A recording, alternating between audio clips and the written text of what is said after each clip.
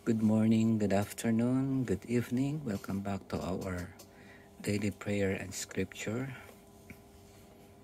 It's another blessing that we are here today to hear the gospel of the Lord.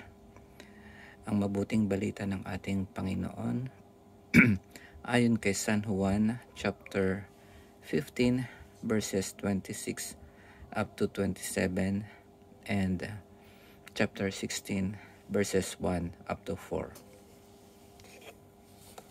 Ngunit ang patnubay, ang espiritu ng katotohanan, ang paparito mula sa Ama. Susuguin ko siya sa inyo buhat sa Ama, at siya ang magpapatotoo tungkol sa akin. At magpapatotoo rin kayo tungkol sa akin, sapagkat sa pasimula pa'y kasama ko na kayo. Sinasabi ko ito sa inyo upang huwag kayong mawalan ng pananalig sa akin. Palalayasin nila kayo sa mga sinagoga. Darating ang panahon na ang sinumang pumatay sa inyo ay mag-aakalang naglilingkod siya sa Diyos. At gagawin nila ito sapagkat hindi nila ako nakikilala ni ang Ama. Ito'y sinasabi ko sa inyo upang pagdating ng oras na gawin nila, maalaala ninyong ipinagpauna ko na ito sa inyo. Ang mabuting balita ng ating Panginoon.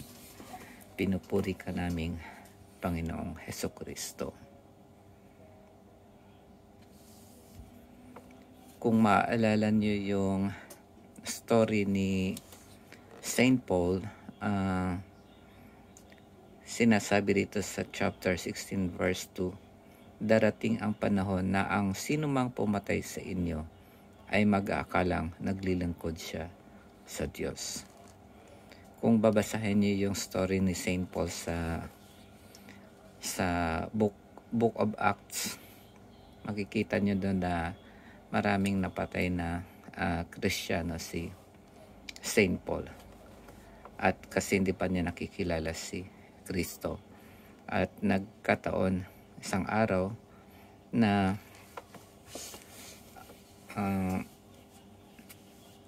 habang nakasakay siya sa kabayo, tinawag siya ng Panginoon. So, hindi ko na ikukwento dito. Hanapin niyo po yan sa Book of Acts at mababasa niyo kung yung conversion ni Saint Paul. Yun lang muna mga kapatid. I would like to pray before we end our gospel reading. Let us pray. Holy Spirit, come and fill my heart with boldness and wisdom as I follow Christ. Help me to be faithful witness in both word and action, even when it is difficult. Thank you, Lord, for preparing me through your word and strengthening me through your presence. May my life reflect your truth and bring others closer to you. Amen.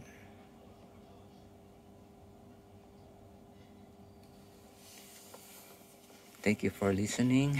God bless mga kapatid.